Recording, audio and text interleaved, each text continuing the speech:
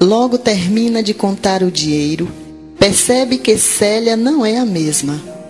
A gaveta ainda aberta, o dinheiro no balcão, todos os pãezinhos de queijo vendidos. E por que a filha parece distante? E por que, ao contar o dinheiro, tinha as mãos trêmulas? E, sobretudo, por que evita os seus olhos, como se neles temesse a curiosidade? Mas porque tem muito o que fazer no andar de cima, sobe com a filha em silêncio, sem nada perguntar. Célia, subindo, não sente o peso dos cestos vazios que carrega. Os cestos que na tarde seguinte ela trará cheios de pãezinhos de queijo. Boa noite, mãezinha, diz após o banho e a pequena refeição quando se recolhe ao quarto. Fecha a porta e logo se atira na cama. Os olhos estão fechados, é verdade, mas a imagem do rapaz subsiste na escuridão. Como entender o que acontece?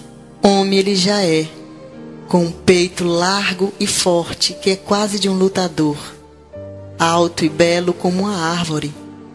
E por que, Senhora Santa da Palma?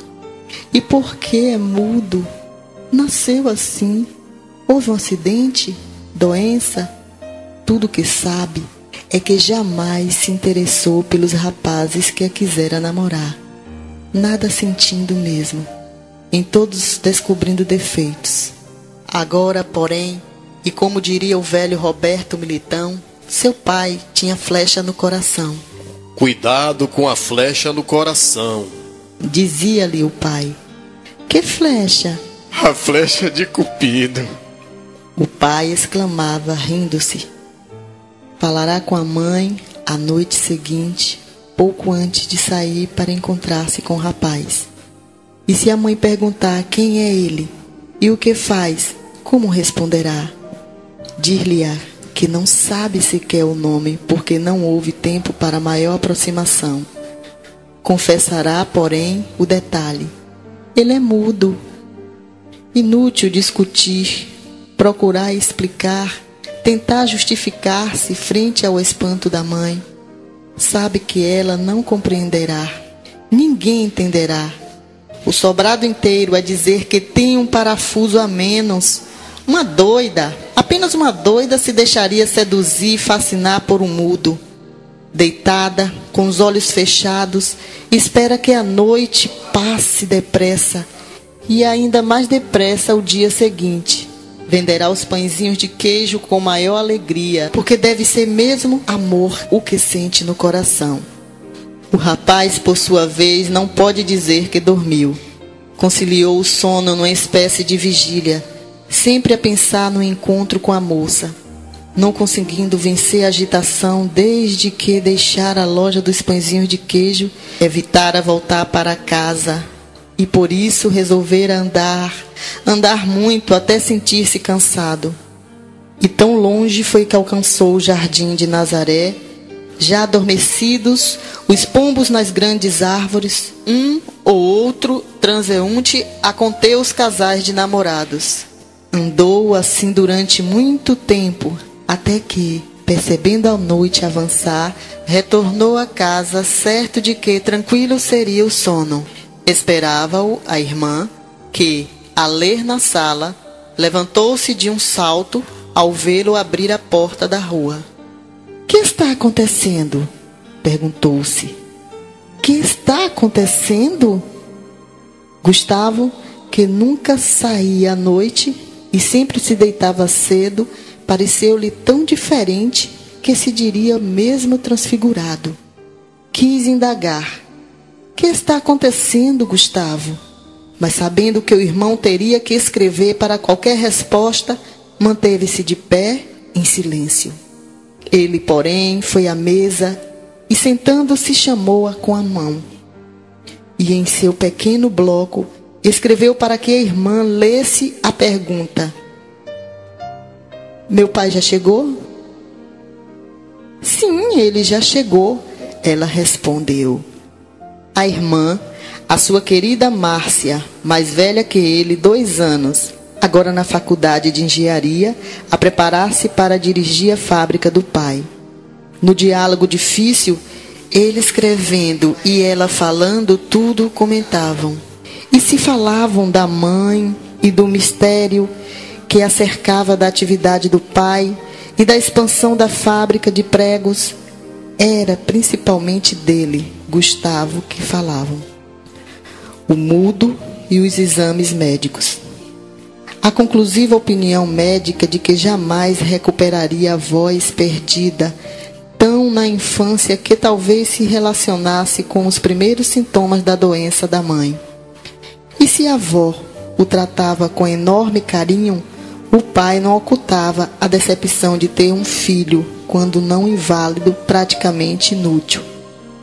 Ali, na casa, e isso para não falar nos 4 empregados, a cozinheira, a copeira, o motorista e o jardineiro, além da avó, também contava com Márcia, a irmã.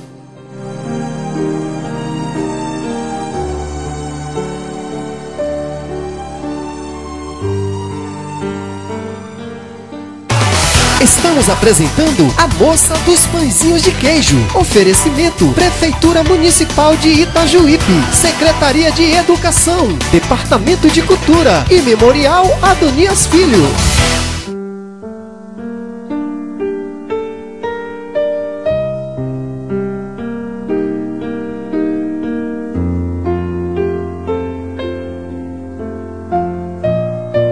Somos ricos e por isso Gustavo está protegido.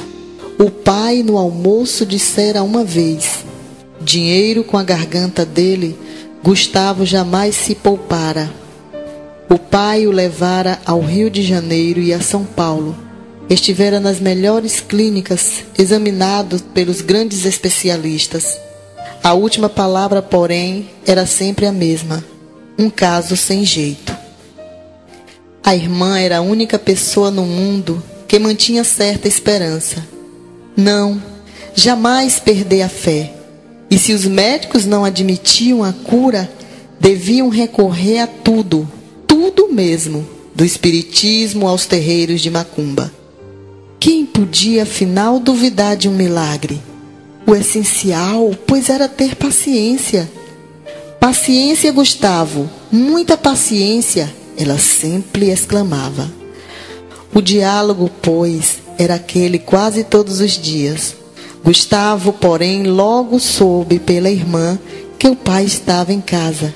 Sentiu ser impossível silenciar sobre a moça dos pãezinhos de queijo. Que acharia Márcia de tudo aquilo? Estavam sentados, um frente ao outro, na mesa o pequeno bloco. E, puxando, escreveu: eu agora tenho uma namorada. No semblante dele, assim acabou de escrever, ela percebeu mais inquietação que alegria. Que faria um rapaz mudo ao lado da namorada? Como ambos reagiriam? A inquietação, aliás, refletia dificuldades que ele já devia ter levantado, uma a uma, sobressaindo a convivência difícil.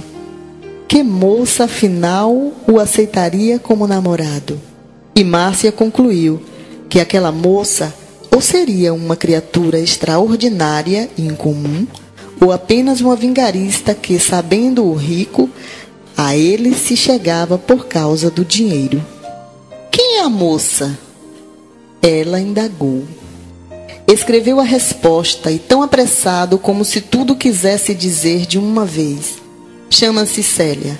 É a moça que no Largo da Palma vende os pãezinhos de queijo. Márcia leu, e embora não acreditasse que aquilo terminasse bem e temesse que a moça acabasse por ferir e traumatizar ainda mais o irmão, forçou o riso para animá-lo.